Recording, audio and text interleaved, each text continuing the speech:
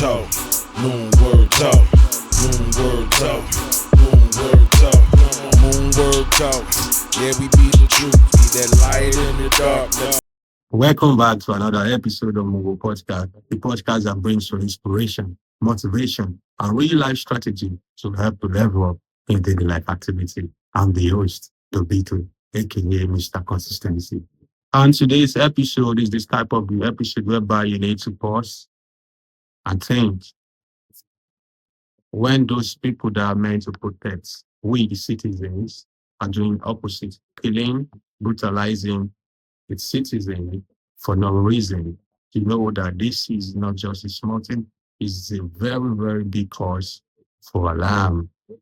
A very, very big cause for alarm. And today I have an amazing guest. This guest is going to break things down for us. He's going to let you know your rights, what to do when police pull up, and how we can fight for justice when things go wrong.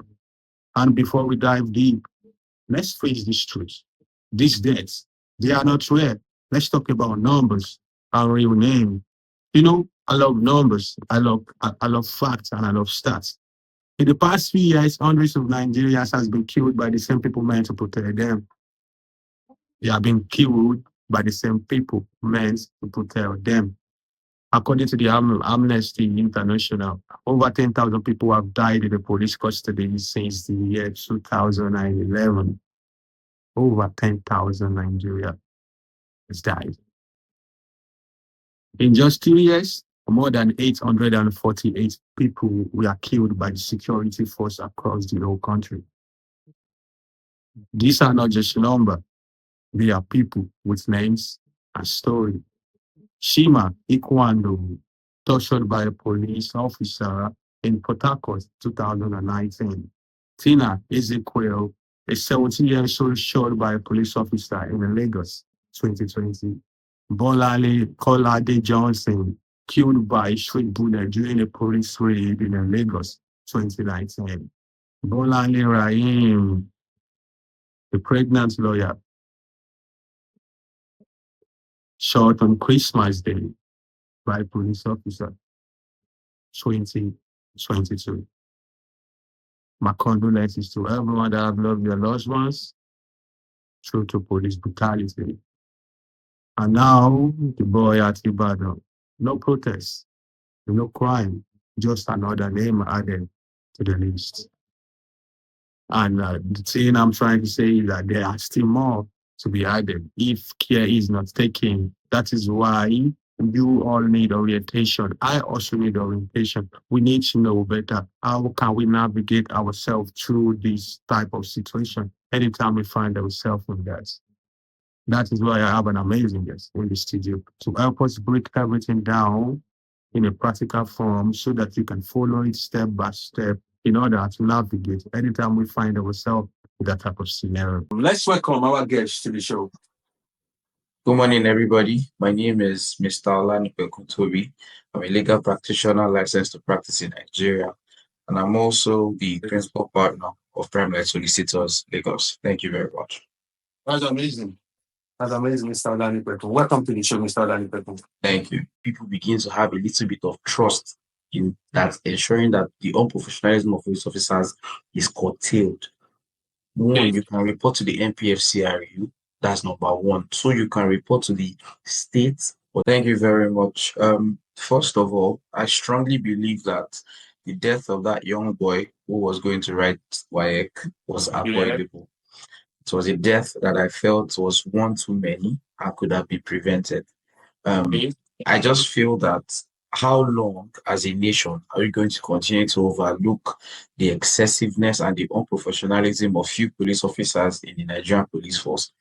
Their constant actions, which are remain unchecked, will always hinder the progress of the nation in regards to policing, and would prevent Nigeria from actually exercising and feeling like there's a need for adequate policing in Nigeria. I mean, like I always say, I strongly feel that police officers should be subjected to mental health checks. They should be subjected to drug abuse checks.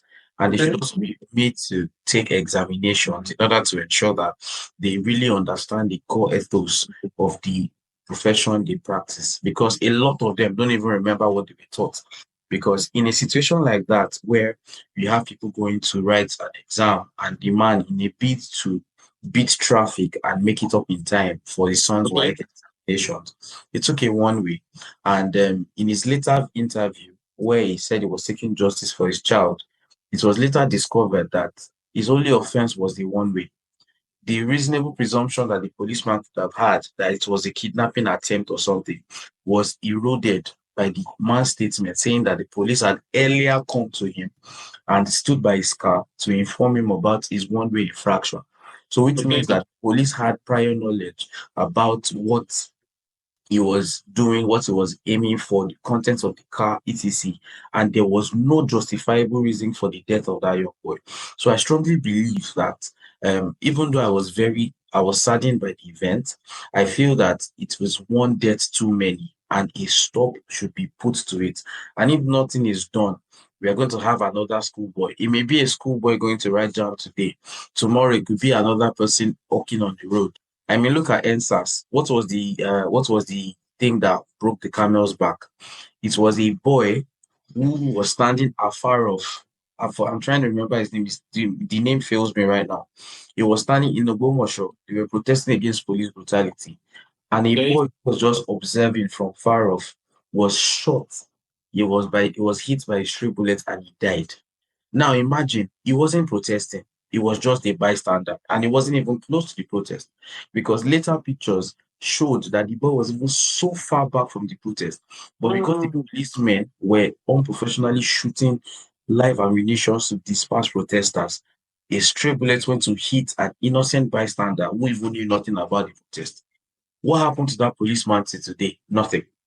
Now, if these things continue to happen, how long, the question remains, how long would we continue to allow the unprofessional nature of the police officers to stand? So this is questions for the Nigerian people, for our government, and for us as individuals.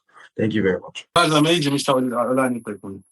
Have we gotten to a point where people fear police more than the criminal? Have we gotten to that point, Mr. Olanipekun? Ah, well, I'll be a little bit biased. I do not feel that we've gotten to that point yet. In as you know, they will tell you that the devil you know is better. The devil you know is better than the angel that you do not know. Now, That's no matter how terrible police officers are, I will still say that a police officer is only deemed to be unprofessional and fearful because he carries a gun and he's trying to maybe exert a level of dominance over you because he carries a gun and he feels like he holds enough power to do that. While a criminal only does one thing. I'm going to go into the Bible now, John 10:10. They steal, they kill, and they destroy. yeah. No matter how terrible our policing is in Nigeria, I will still say they are good police officers, and they are bad eggs. But even though I will never pick a criminal over the police, because those people, they do not give anything in return. Because let's look at it. Apart from the fact that there's police brutality, apart from the fact that there's high-handedness of few police officers, apart from the fact that there's bribery and extortion, the police officers also secure environments. But let's look at what criminals bring to the table. They bring theft, they bring rape, they bring looting, they bring insecurity, they bring instability. So in as much as we are saying that the Nigerian police force has their challenges, we should be aiming to reform the police force and not begin to take side with the devil, because I'm still going to tell you, nothing good will ever come from the devil. Thank you very much. That's amazing. That's amazing. Yeah. Regardless of how terrible the police might be, they are still more valuable. The criminal has nothing to offer than Absolutely. negativity. That's amazing. That's amazing. So, how does lack of knowledge fuel police brutality? How does lack of knowledge fuel police brutality? Okay, so thank you very much for that question. Now, the lack of knowledge as regards legal education will always remain a stumbling block to Okay. people understanding what rights they do have. Now, in a situation or an environment where people do not know what they have, it's impossible for them to employ or apply what they have if they do not know it exists. I'll give you an example. Let me just give an example. It's like the tale of a prince that grew up in the house of a pauper because there was a civil war. Now, the fact that there was a civil war does not change the fact that person was a prince who was only a victim of circumstance. Okay. And let's say after the civil war, normalcy returned, his family returned back to the throne, but they could not find the boy anymore. The fact that the boy was not found in the palace anymore does not invalidate him being a prince. It only means that for the period of time that he has no knowledge of his roots, he would Yes. live and act like a pauper. Now, the Nigerian citizen, for the period of time that he has no knowledge of the laws, he would live and act like a person that is bereft of that knowledge. That's the reason why I'm employing or I'm calling for things like legal education. In as much as we like to teach our students and our children, we like to teach them things like social studies, civics, introductory technology. I think it's called basic science now or basic tech now and etc. I think it's very important that we get these things right from the grassroots. We teach them what the law says as regards their rights. And we do not limit it to the kids alone. We take it to the adults. We can introduce maybe game shows. We can introduce maybe reality shows or um, Okay. educational shows or hangouts, meetups, etc. with the sole aim of helping people come to the full knowledge of what their legal rights actually are, right? And so that in any situation they find themselves, maybe not necessarily streamlined to the police, any situation they find themselves, they know or have an inkling or an idea of what the law says and how the law can be used to their favor. In a situation like this in Nigeria, where we have a low amount of that going on, people will continue to be ignorant and be exploited. Yeah. So the more we push for adequate for adequate legal education, we'll see changes and we'll see growth. Thank you. That's amazing. So let's proceed. Let's proceed. So based on what my show is all about, we're giving daily life strategy to help them level up. You understand? And what is that strategy? It's practical. So I want you to use yourself as an instance. If you find yourself in a situation whereby a police officer stops you, what are you going to do and what you want to do? What are the things, what are the do's and don'ts that you are going to do at that moment, sir? Okay, thank you very much. If you ever find yourself engrossed or caught up in any communication with the police, maybe in case maybe you've breached the law or maybe you've ever come in contact with them as regards maybe your enforcement of your rights, etc. I always advocate for the following. Number one, ensure that you maintain calmness and composure. You need to remember that the police officer has a gun, and the person that has a gun can end your life. The person that has a gun can actually end your life. Not only can he end your life, he also can direct and control how much of your body parts live intact with you from that interaction. So number one, don't escalate. Remain calm. Always remain calm. Number two, be polite. In that situation, this is Nigeria. In as much as we want to say that, oh, we have laws, we have rules, etc., we still come from a communal background. And because of that little fact, people are traditional in their way of thinking. So, irrespective of however and whenever you meet them, number one, don't escalate. Number two, be polite. Just politely ask them, officer, you stopped me. Can I know why you're stopping me? What did I do? Of what offense have I committed? etc. Okay. Right? So, don't escalate. Be polite. Number three, ask for what you are being accused of. Ask for Okay. what you've been accused of. In a situation whereby they cannot produce or substantiate any claim or criminal charge against you, refuse to open your bag or refuse to open your phone and insist that the law is clear, which comes to my number four. State what the law says. Every human being has a right of dignity of persons. Every human being has a right of that. So nobody can come and begin to manhandle you or make you feel somehow because they wield the level of power and authority. The best thing they can do is they'll just tell you that we want to confirm what you do. Right now, in that situation, you tell them, except if they are accusing you of committing one crime or not, you are under the right and the liberty to deny them anything and say, if you have any criminal charge against me, please show me your charge. Please show me anything that incriminates me. If you have anything, any proof or anything, please state it. Your failure to do so, you have two options. You can either tell them you would refuse to say anything without a lawyer present, number one, or if they are not charging you with anything or accusing you of anything, you would like to take your leave.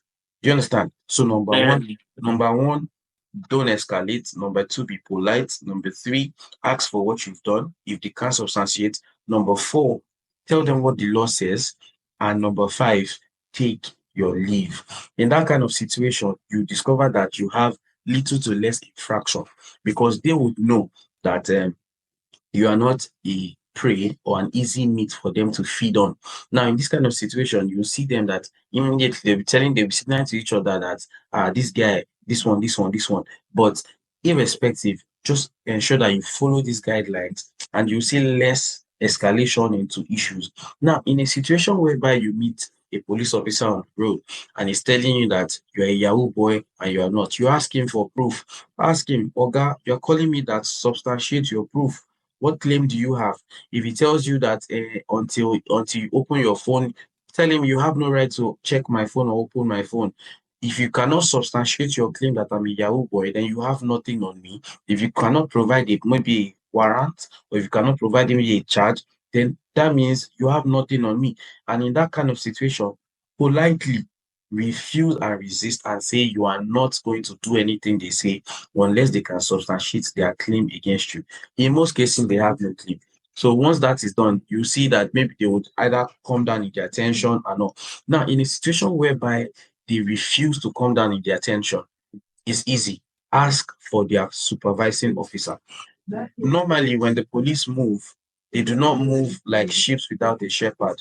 They must ensure that when they move with adequate leadership, which means that from the IG is going to direct the state command. From the state command is going to direct the area command. The area command to direct the divisional police command. Either way, everybody has a leader and a boss that they answer to, who gives them the right or the authority to go out and carry out the operation or the action that they are currently doing. Now, if they are doing stop and search, it means that they are led by a DPO, who is the head of a divisional police officer. So they are attached to a divisional police office. Now, basically ask, who is your supervisor? Where are you from? I would like to speak to your supervisor. You are being unprofessional. Do you understand? Just politely state your claim. But if you come and then by the time they are talking to you, like, Oga, anything happen? You would definitely see them escalate because they'll be like, yes, we have finally got you. What we want to achieve is that we want you to become rowdy, we want you to become disorderly, we want you to act in a way that they can use and claim that you were the one that started it, or you were the one that did this, or they were just trying to do their job, you were hindering them from doing their job, etc. Do you understand? So these are the ways when you encounter a police officer, ensure you do the following. That is, if you haven't contravened any law. Now, if you have contravened any law, I'll just say, be polite with them, but then you can, with common sense, settle whatever issues you have with them and take your leave. Remember, you are heading somewhere. The police officers have nowhere else to be, nowhere else to go. They have time to waste. Now, your reaction to how they are when they stop you will determine how slow or how fast the interaction is. But either way, it will also determine if you leave that place with your freedom intact, your life intact, and your body parts intact. Thank you very much. That's amazing. I love that. I love that. That's amazing. Let's be real. Police asking for bribe is everywhere, Mr. Olanipekun. It's everywhere. If someone is asked for bribe or threatened, what's the safe and legal way to handle it? You know, some people will tell you that, you guys give me money. We know we heard a lot of stories on the internet, mainly on Twitter. Some people telling that and they have been threatened by gun. They took away all their money. How can someone approach that kind of sin in a very lawful way? How? Like, I really need to know. Okay, thank you very much. Now, this is what I'm going to say. Okay. Whenever bribery and corruption remains illegal, bribery and corruption remains illegal, irrespective of whoever is asking for it, irrespective of the circumstance in which whoever is asking for it. Bribery and corruption remains illegal. Now, in a situation whereby the police officers are asking you for bribes, this is what you do. Number one, like I said, just be calm, be polite, and everything.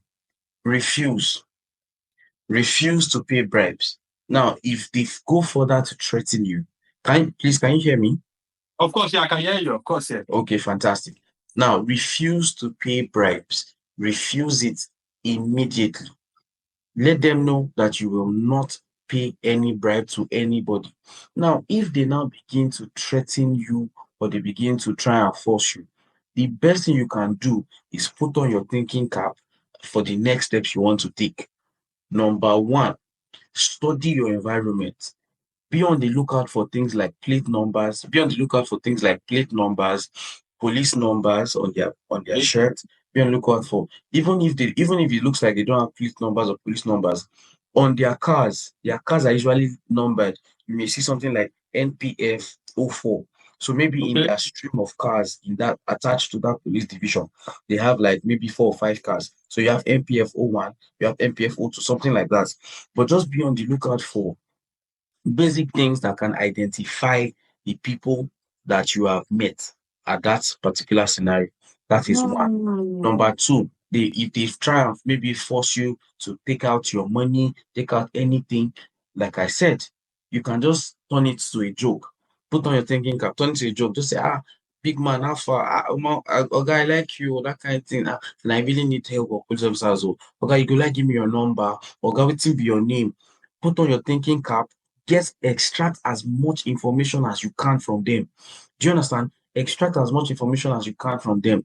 Also, look around wherever that interaction is happening. A police station that gives them the authority to go and carry out that illegal action on that road is close to where they are. So know the surroundings. Wherever that happened, note the surroundings. So you can, for example, now Yaba. Okay. If the police stops me around Sabo, I know clearly that the police officers are either being dispatched by Sabo police station, or they are dispatched by Panti, because proximity is there. Police officers cannot come from VI to come and do stop and search in Sabo. Yeah, it's not that's allowed. true. The way the police That's structure true. is that they've broken them down into divisions. They've broken them down from states, they've broken them down to local governments, which they call area commands, right? So they've broken them down to states, to area commands, then to divisions, then to outposts.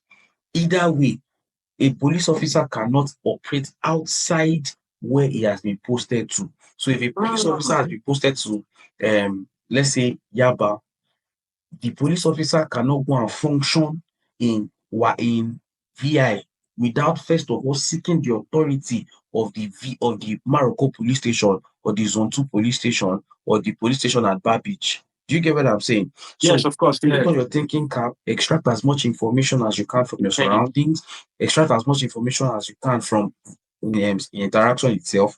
And then number two, this is now where the evidence you have gathered now come into place. Number two, come on social media and cry. Just briefly say it. You can put it on Twitter, Facebook, Instagram, anywhere. But I think, to be very precise, Facebook and Instagram are the best. You can come on social media, say, I was accosted by police officers in this area. Do you understand? I was accosted by police officers in this area at this time. I was accosted by police officers in this area by this time, etc. And this is things that happened. And then you tag the respective people you're supposed to tag.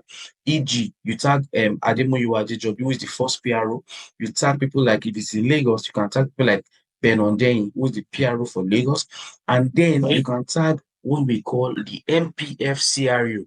The MPFCRU is the Nigerian Police Force Complaint Response Unit. They have just Okay. one function. They Okay. What attend to function? all complaints from the general public about the disorderly nature of police officers. So if a police officer carries out an illegal act against a citizen of Nigeria and is Okay. reported to the MPFCRU, automatically their job is to investigate, ensure that indeed what the police officer has been accused of is indeed true, if the exchange that Mm. indeed happened, and then they will get hold of all the police officers involved. They will arrange an orderly trial for them. Probably a lot of them will be stripped of their ranks, some will be sacked, and then they will now be forced to undergo criminal prosecution under the Wow. courts. We've seen this happen a lot recently in recent times.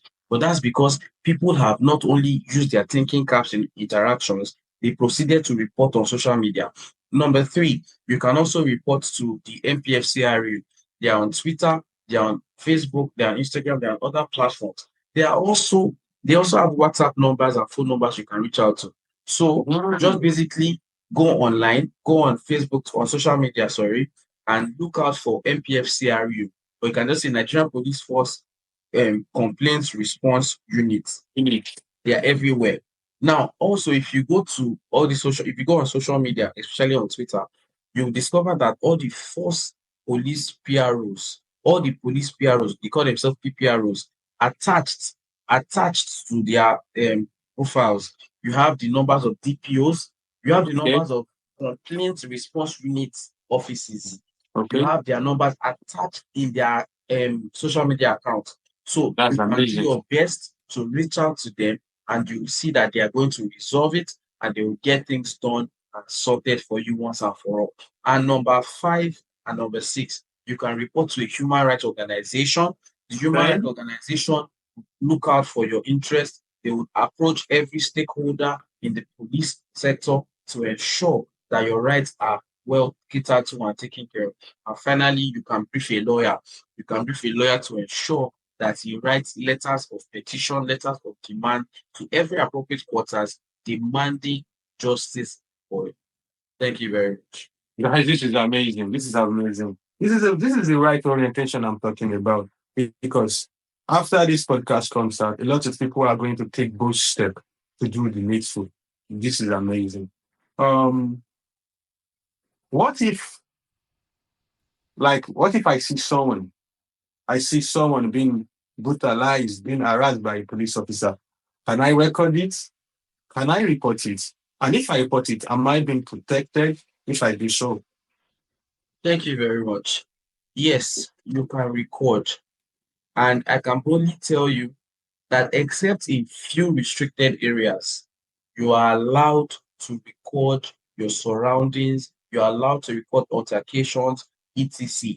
And I'll give you examples.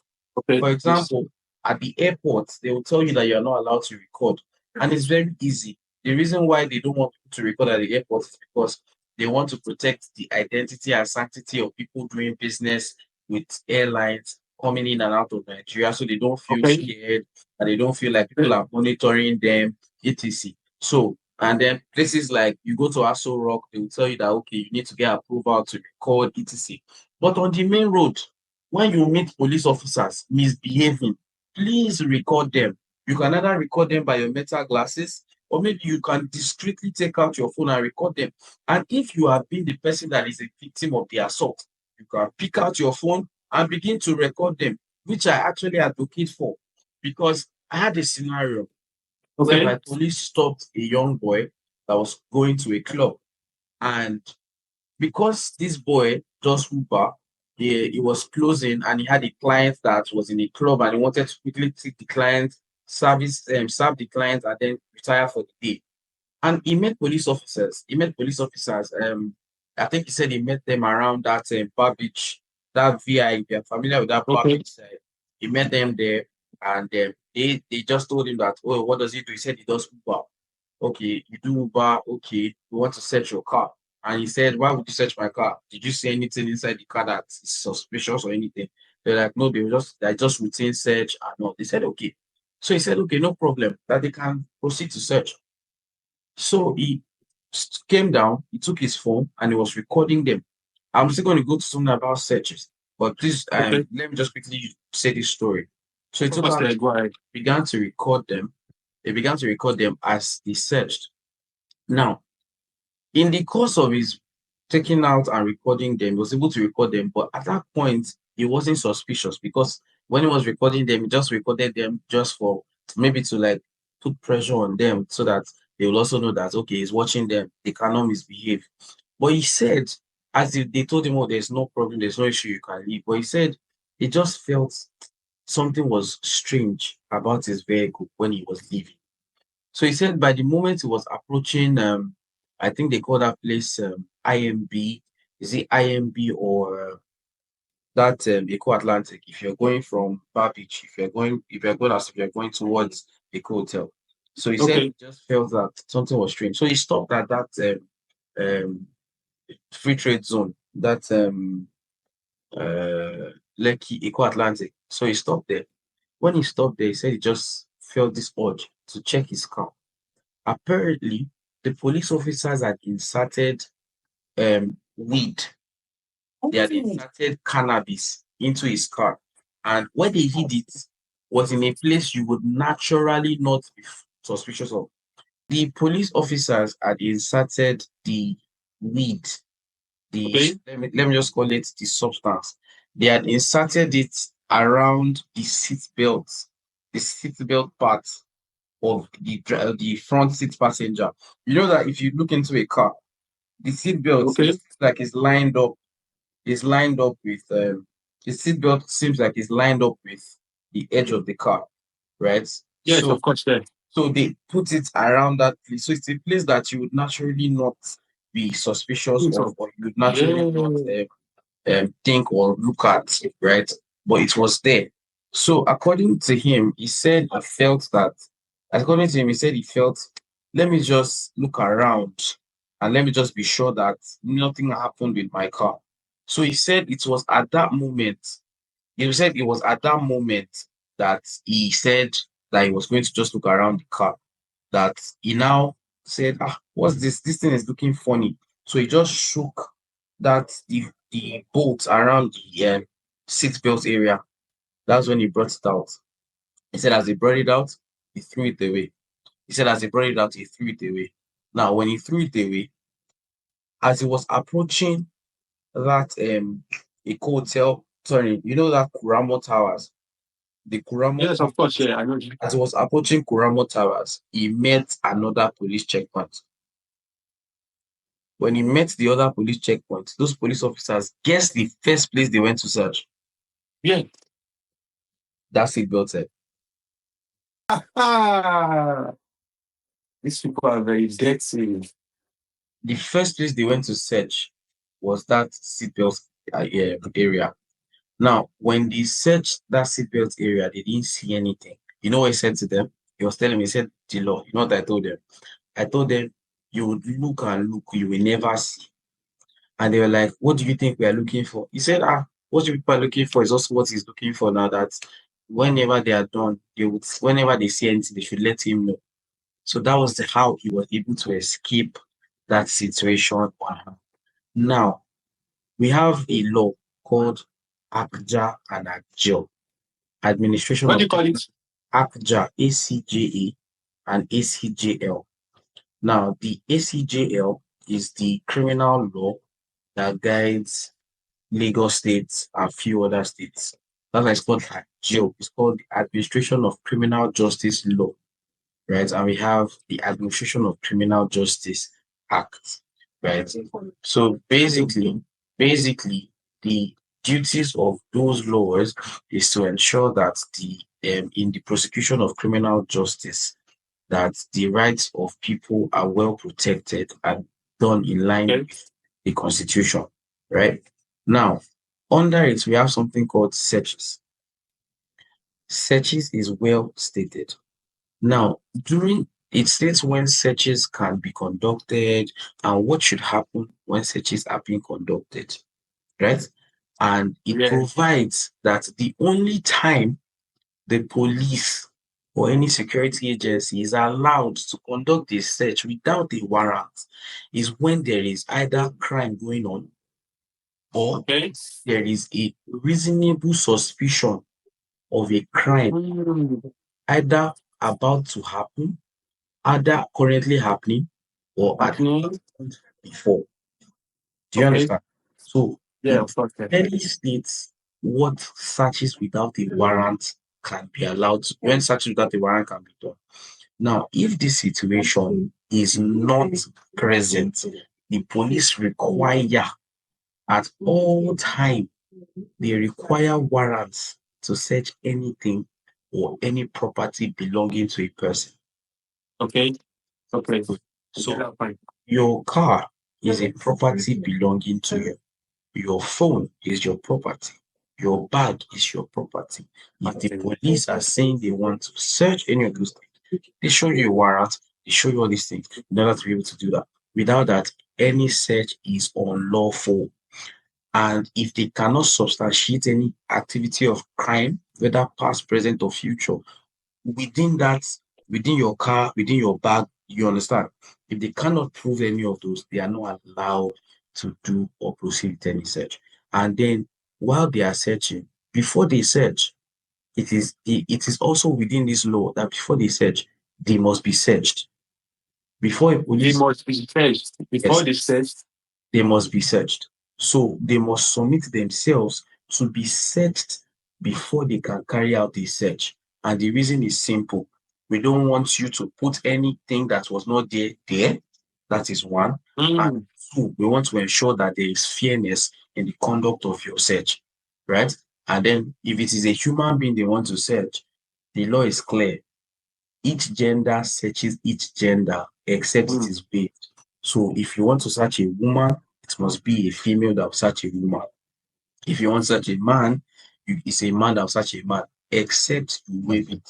Except if a woman says, I don't have a problem with a man searching me, or the man says, I don't have a problem with a woman searching me.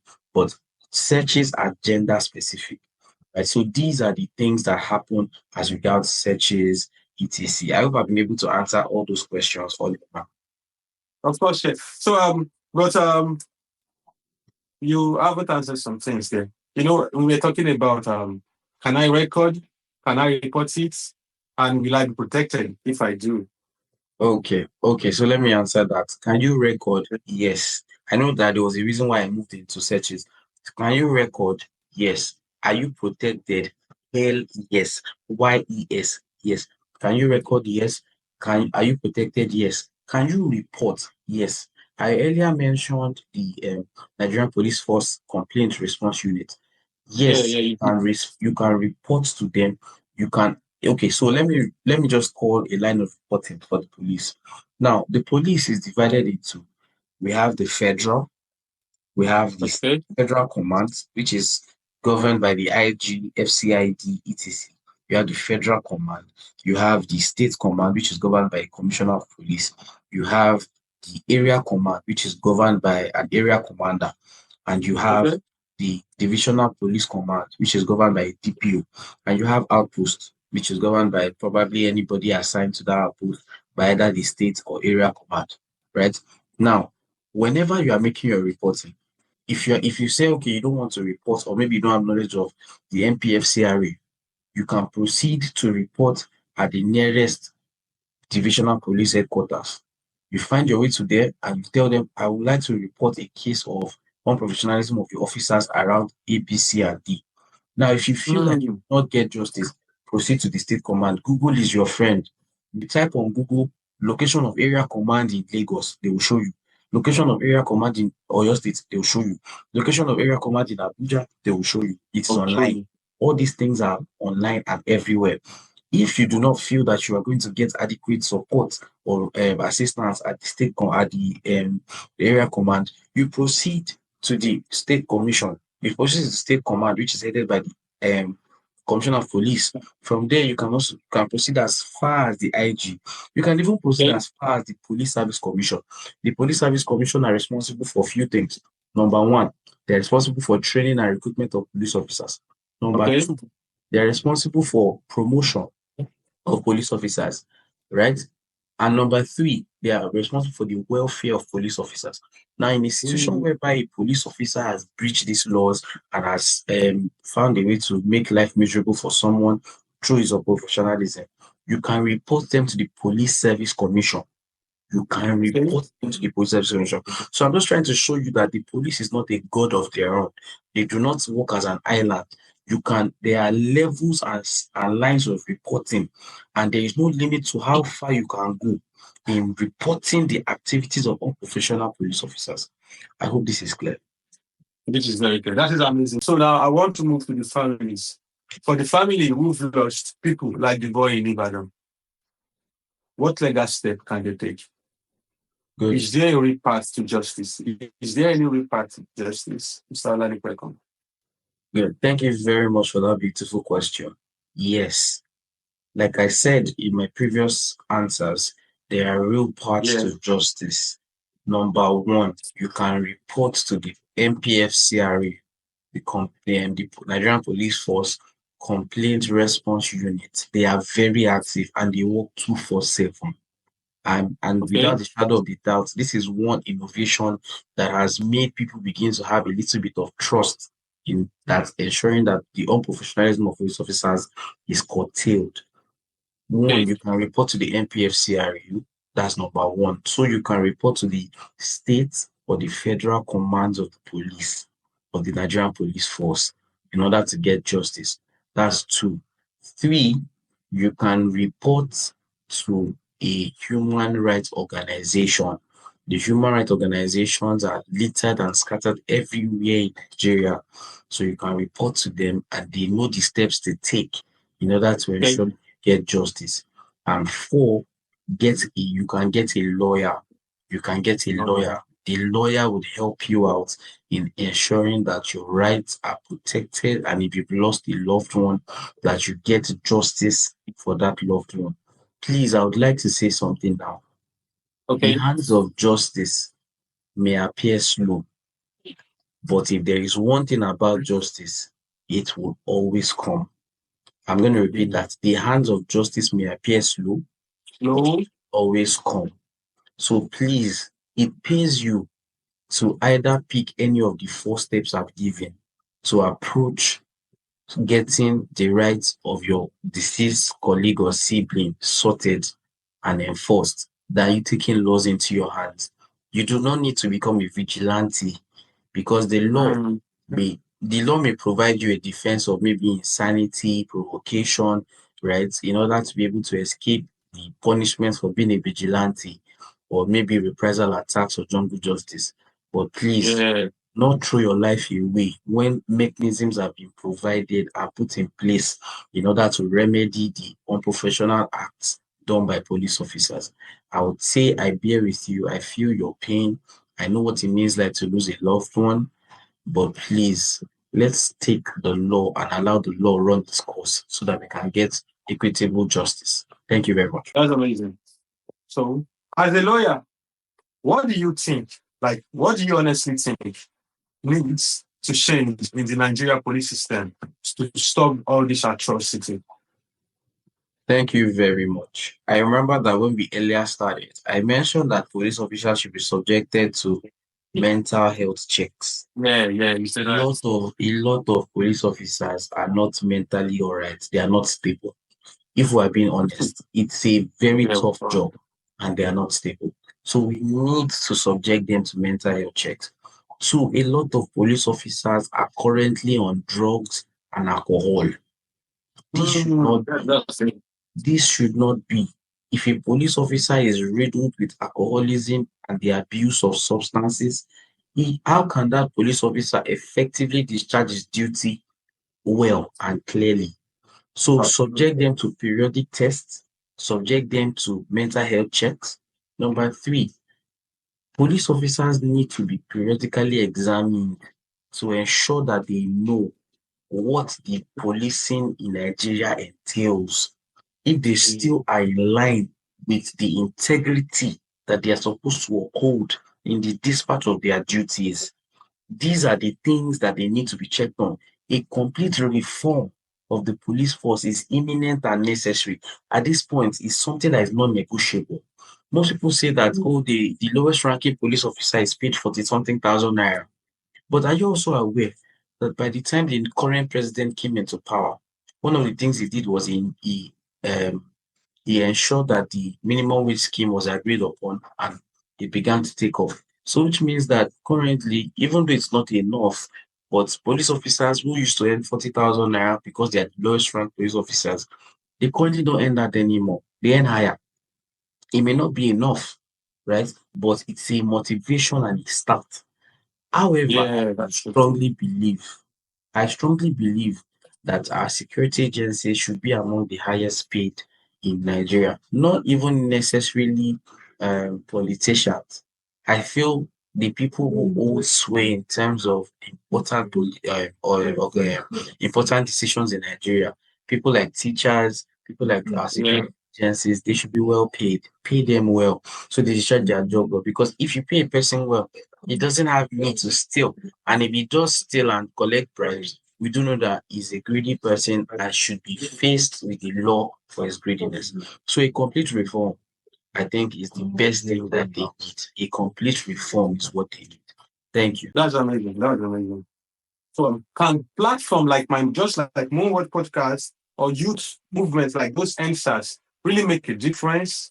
Because I'm thinking maybe that if every youth can just combine in one voice, maybe a difference can happen. But I just want to ask, can something like that make a difference? Well, yes, I feel like NSAS was a real wake-up call.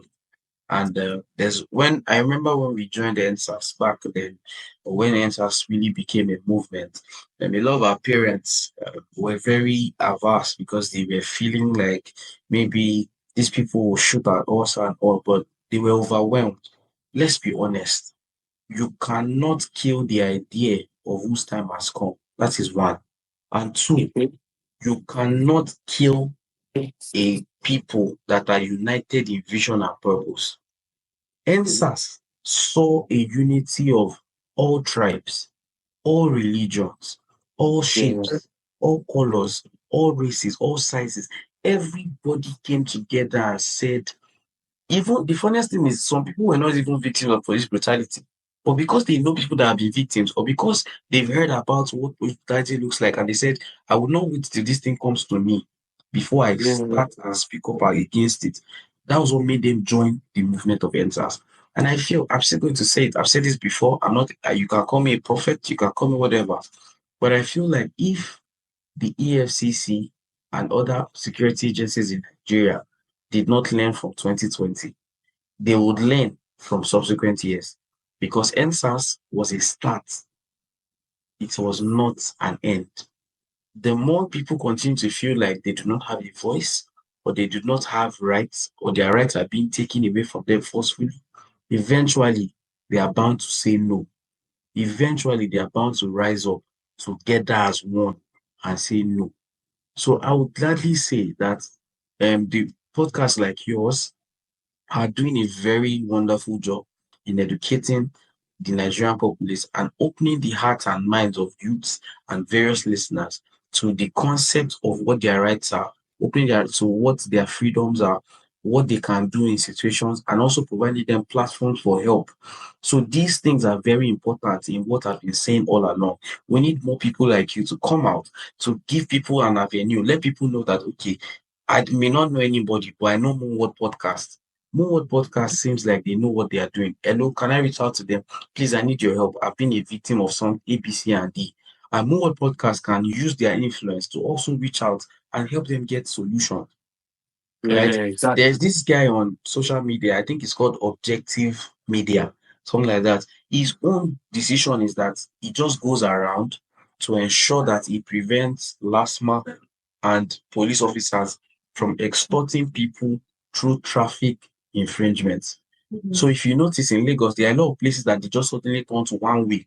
There is no sign saying it is one way. There is nothing to prove, right? But because they want to eat. So this guy started using his own money to erect signs, to paint and say no one way, don't enter. I've seen the guy before, And so something like that. These are part of the things that People like your podcast, people like him are doing and contributing to society that is helping us.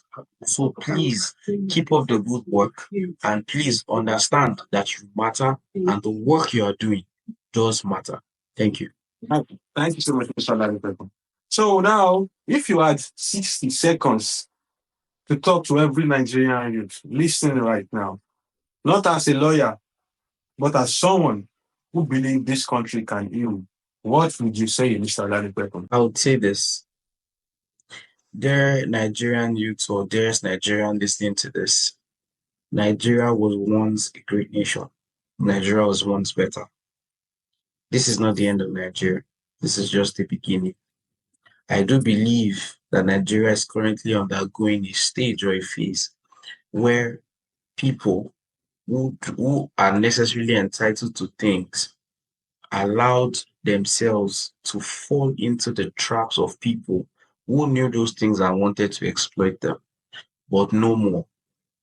With increased legal education and with the help of podcasts like Moonword Podcast and the rest, Nigerians are going to wake up from their slumber and take their country back.